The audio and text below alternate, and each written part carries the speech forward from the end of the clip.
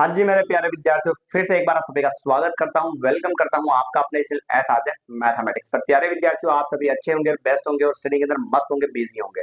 और जो बिजी नहीं है वो बिजी हो जाइए फटाफट से, क्योंकि कुछ दिन बचे हुए हैं, आपके एग्जाम चालू होने वाले हैं। फिर आपको पढ़ने का समय नहीं मिलेगा, आपको केवल और केवल रिविजन का समय चाहिए उस टाइम पे। और अगर इस टाइम पे अगर आप नहीं पढ़ोगे तो फिर पढ़ोगे नहीं, और पढ़ोगे नहीं तो फिर रिजल्ट में कोई मतलब नहीं रहेगा, और फिर मजे लेंगे लोग। आप तो ले नहीं पाओगे आप, क्योंकि अभी मजे ले रहे हो तो बाद में लोग मजे लेंगे। ठीक है ना, ये बात कह कहो गुरु जी, सच कहे गुरु जी भाई। तो पढ़ ले आराम से, और अभी थोड़ा सा पढ़ ले आराम से, पास हो जाए, फिर 11वीं में मजे करना, फिर वापस बोर्ड आएगी तब लुटिया लुट गएगी। ठीक है ना। चलिए, तो अब इस वीडियो के अंदर अपन तीन जो सवाल बचे हुए 11.2 प्रश्न, 11.1 प्रश्नावली के, उन तीनों प्रश्नों को इस क्लास के अंदर अपन फिनिश करने वाले हैं। पर आज मैंने सवाल नहीं लिखे, क्योंकि सवाल थोड़े बड़े थे, तो बड़े मैं लिख नहीं पाऊंगा, इतना जोर आवे मन में। गुरु जी कह गए हो आप। भाई जोर जरूर आता है, क्योंकि पूरी दिन क्लासेस चलती रहती है, तो लिखने में बहुत ही दिक्कत आती है। तो सवाल मैं पढ़ के सुना देता हूं, उसके बाद में अपन बात करते हैं अपने सॉल्यूशंस की। तो प्रश्न जो है अपना कौन सा है, पिछली क्लास के अंदर अपन ने 11 प्रश्न किए थे, और आज जो है क्लास का 12वां प्रश्न है। और प्रश्न ये था, देखिएगा। प्रश्न ये है कि समुद्र जहाजों को समुद्र में जल स्तर के नीचे स्थित चट्टानों को चेतावनी देने के लिए एक लाइट हाउस जो है ना 80 डिग्री कोण वाले, 80 डिग्री कोण का मतलब क्या हुआ भाई? थीटा। थीटा क्या दे रखा है? 80 डिग्री। ठीक है भाई। जैसा प्रश्न कहता जाएगा वैसा अपन यहाँ पे छापते जाएंगे, तो ऑटोमेटिकली ऑटोमेटिकली ना ना ऑटोमेटिकली कहेंगे तो आप तो बैठ जाओगे सर, ऑटोमेटिकली आंसर आएगा ना, पढ़ना अपने को पड़ेगा, पर आंसर सरल आ जाएगा। ठीक है।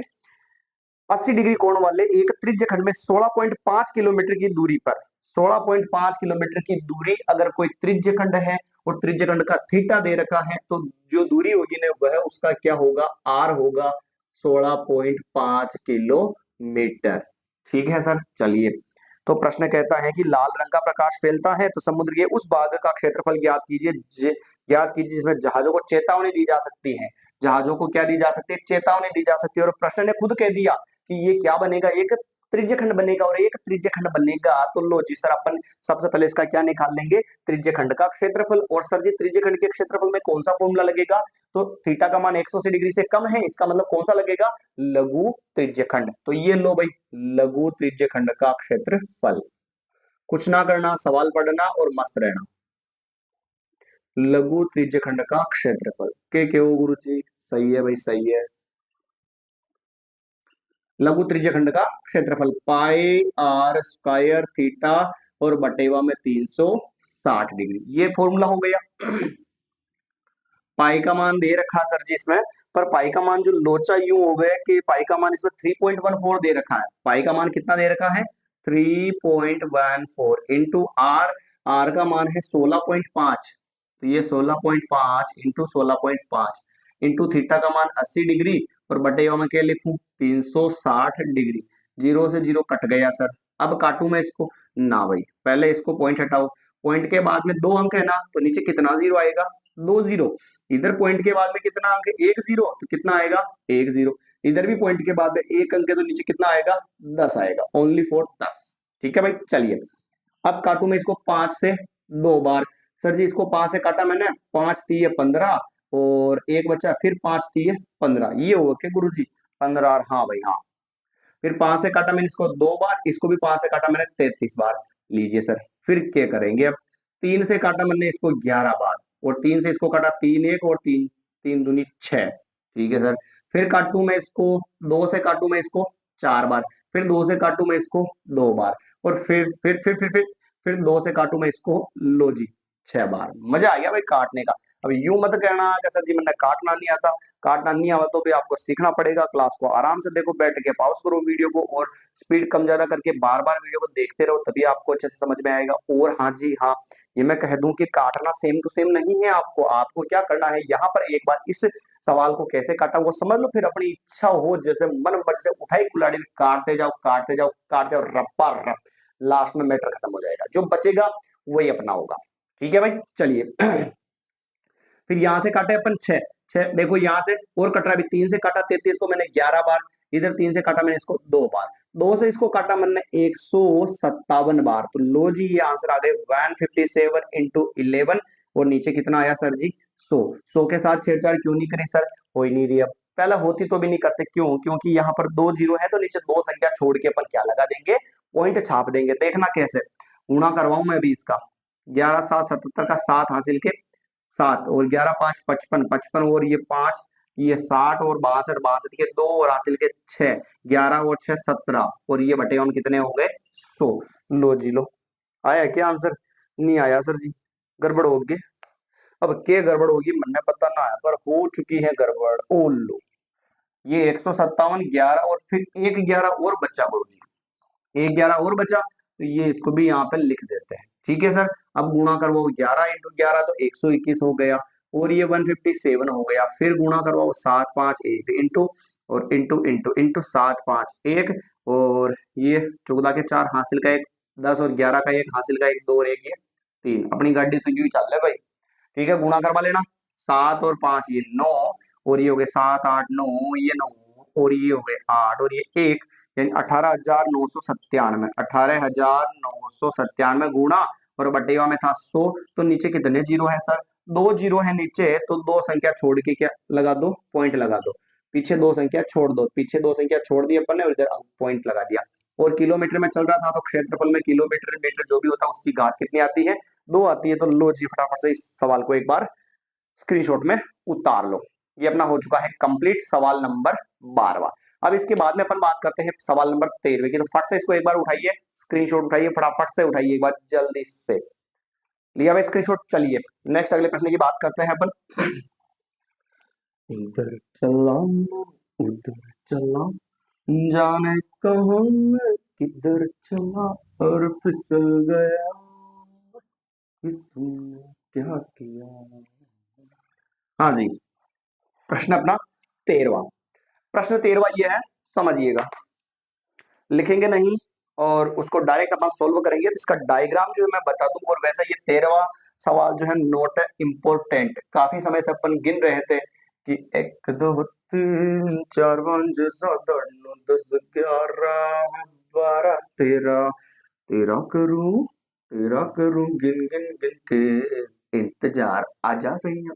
ठीक है, तो अपन कब से इसका इंतजार कर रहे थे 13वें प्रश्न का? काफी समय से। पर ये सवाल ज्यादा नॉट इम्पोर्टेंट बिकॉज मैंने इतनी इंग्लिश ना आवे, गुरु जी के बात करो, नहीं आओ तो नहीं आओ भाई, इसमें कौन सी बड़ी बात है। ये अपना चित्र है, ये चित्र दे रखा है इसके अंदर और यहाँ पर कुछ डिजाइन बनी हुई है ऐसे ऐसे ऐसे ऐसे ऐसे, हाँ ऐसे ऐसे ऐसे ऐसे है ना, यहाँ पे कुछ डिजाइन बनी हुई है ऐसे।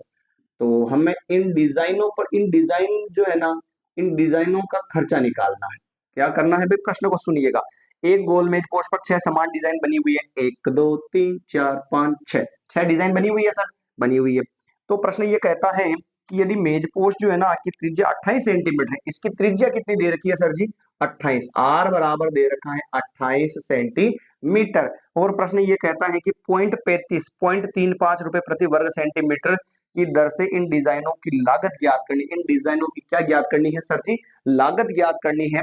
और मान भी दे रखा है, लफड़ा नहीं करना है, √3 का मान भी दे रखा है 1.7 ये। और इन 6 डिजाइनों का हमें क्या निकालना है? खर्चा निकालना है। अब जब 6 डिजाइनों का खर्चा निकालना है ना, तो अपन क्या करेंगे देखिएगा। 6 डिजाइनों का खर्चा निकालना, तो ये इसका क्या हो जाएगा? सेंटर। ये इसका सेंटर हो गया। अब सेंटर के हिसाब से अपन क्या करेंगे, अपने को ये देखना है कि इसका जो बनेगा ना चित्र, उसके हिसाब से कौन सा बनेगा। जैसे कि यहाँ पे ये रहा, ये बनाया अपन ने, ये बनाया, यहाँ पे ये बनाया, ये बनाया, ये बनाया और अपन ने ये बना दिया। Is that clear? ये ठीक है ना भाई? अब मेरे को यूं बताओ कि सर जी ये जो आकृति है ना, ये इसको अपनी भाषा में अपन क्या बोलते हैं? गुरु जी इसको अपन 11.1 जब चालू हुई थी उसके बेसिक पार्ट के अंदर मैंने लिखवाया था कि ये जो छोटा सा जो पार्ट होता है इसको बोलते हैं अपन लघु वृत्तखंड। तो मेरे को यूं बताओ कि एक लघु वृत्तखंड का क्षेत्रफल निकाल लो और फिर उसको कितने से गुणा करवा दो? 6 से। 6 से गुणा करवाने के बाद 6 का आंसर आ जाएगा। फिर जो भी आंसर आता है खर्चा निकालने के लिए उसको उस पैसे से क्या करवा दो? गुणा करवा दो। तो इन टोटल जो आंसर आ जाएगा वो किस में आ जाएगा? रुपए में आ जाएगा। तो ये ज्यादा बड़ा सवाल है तो मैं सोल्व नहीं करूंगा, केवल आपको बता देता हूं कि क्या क्या फॉर्मूला इसमें लगेगा और कैसे आपको सोल्व करना, फिर आप कर लीजिएगा। फिर भी दिक्कत होती है तो आप कमेंट कर दीजिएगा ताकि मैं वापस नेक्स्ट बना दूं आपके लिए। बाकी ज्यादा विशेष सवाल नहीं है, नॉट इंपोर्टेंट, ठीक है ना, क्योंकि बड़ा सवाल है। तो बड़े सवाल आपने देखा होगा एग्जाम के नहीं पूछे जाएंगे, क्योंकि छोटा छोटा ट्रेंड चल रहा है, छोटे छोटे प्रश्नों का ट्रेंड चल रहा है, तो बड़े रेयर चांस में पूछने वाले हैं। ठीक है, तो फट से इसको खत्म करते हैं अपन, देखिएगा ध्यान से। सबसे पहले क्या बन रहा है, एक आकृति की बात करें तो लघु वृत्तखंड, तो यहां पे लिखूं मैं लघु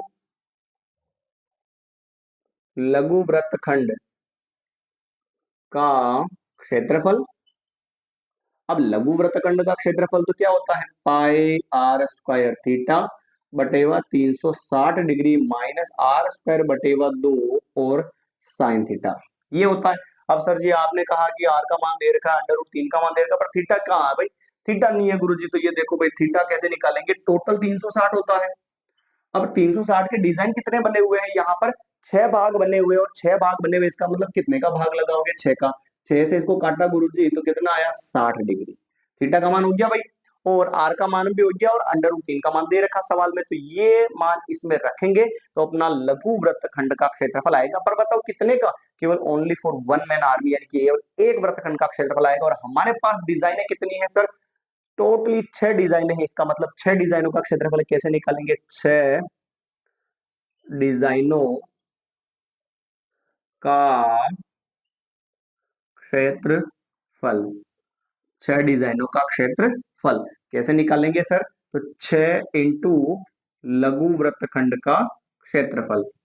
लघु वृत्तखंड का क्षेत्रफल, ये क्या होया भाई, एक लघु वृत्तखंड का क्षेत्रफल निकाला अपन ने, एक डिजाइन थी। अब इधर तो 6 डिजाइन है सर, तो 6 डिजाइन को एक लघु वृत्तखंड के क्षेत्रफल को 6 से गुणा करवा दो, तो 6 डिजाइनों का क्षेत्रफल आ जाएगा। 6 का आंसर जो भी आएगा, फिर उसका कुल खर्च निकालना है, तो यहाँ पे लिखेंगे कुल लागत बराबर, कुल लागत बराबर जो भी अपना टोटल 6 डिजाइनों का जो क्षेत्रफल आएगा ना, उसको किससे गुणा कराएंगे, उसकी लागत से। तो यानी कि 6 डिजाइनों का क्षेत्रफल, यहाँ पे लिखूं मैं 6 डिजाइनों का क्षेत्रफल, 6 डिजाइनों का क्षेत्रफल, और फिर लिखेंगे इंटू में लिखेंगे 0.35, और फिर क्या लिखेंगे, रुपये। इज दैट क्लियर भाई। जो भी लास्ट में क्षेत्रफल आता है खर्चा निकालने के लिए, उस खर्चे को उससे क्या करवा देते हैं, गुणा करवा देते हैं, तो अपना आंसर यहाँ पे आ जाएगा। तो काफी लेंथी सवाल हो सकता है, थोड़ा गुणा और भाग में भी तो आपको दिक्कत हो सकती है, और बड़ा सवाल है इसलिए मैं इसको नहीं करवा रहा हूँ, क्योंकि ज्यादा विशेष सवाल है नहीं, एग्जाम की दृष्टि से नोट है इंपोर्टेंट, 10% भी नहीं है, ठीक है ना। तो अपन इसको स्किप करते हैं। फिर भी मैंने आपको बता दिया मैटर की, आपको इसका आंसर निकालना है, फिर जो भी आप उसको 6 से गुणा करवाना है, टोटली पॉइंटों में चलने देना भाई, कुछ भी पॉइंट में, मतलब कुछ भी बटेगा मत रखना, पॉइंट में चलने दो, पॉइंट में चलने दो, लास्ट में जो आंसर आएगा वो भी किसमें आएगा, पॉइंट में आएगा, ठीक है भाई। तो ये था अपना सवाल नंबर 13वां प्रश्न था। एक लास्ट प्रश्न और है, फिर अपना जो ये चैप्टर खत्म हो जाएगा। 14वां प्रश्न देखिएगा। 14वां प्रश्न भी एबेसिडा वाला सवाल ही है, पर आपको वो एबेसिडा वाला आएगा कैसे, सोल्व कैसे करेंगे उसको, वो पता होना चाहिए, क्योंकि रटना तो है जरूरी नहीं। अगर रटोगे तो फिर संख्या चेंज होगी तो कैसे करोगे। प्रश्न ये कहता है कि आर त्रिज्या वाले वृत्त के उस त्रिज्यखंड का क्षेत्रफल, क्वेश्चन नंबर 14, कैपिटल आर दे रखा है, आर त्रिज्या वाले उस त्रिज्यखंड का क्षेत्रफल जिसका कोण p डिग्री है, का क्षेत्रफल जिसका कोण क्या है बेटा, p डिग्री है, जिसका कोण p डिग्री है, निम्नलिखित ऑप्शन पता करना है। तो कौन सा क्षेत्रफल सही होगा, तो ऑप्शन पहला p बटेवा 180 डिग्री इंटू 2 पाई आर, और दूसरा दूसरा दे रखा है p बटेवा 180 इंटू पाई आर स्क्वायर, इधर भी कैपिटल आर चल रहा है भाई। तीसरा ऑप्शन है p बटेवा 360 degree into 2 pi capital R. चौथा ऑप्शन है p बटेवा 720 इंटू 2 पाई आर का स्क्वायर।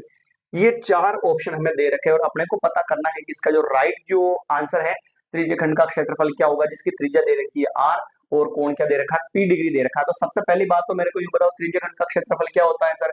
सर त्रिज्यखंड का क्षेत्रफल होता है पाई आर स्क्वायर थीटा, और बटेवा में क्या चलता है, 360 डिग्री, ये फॉर्मूला ही चलता है ना सर।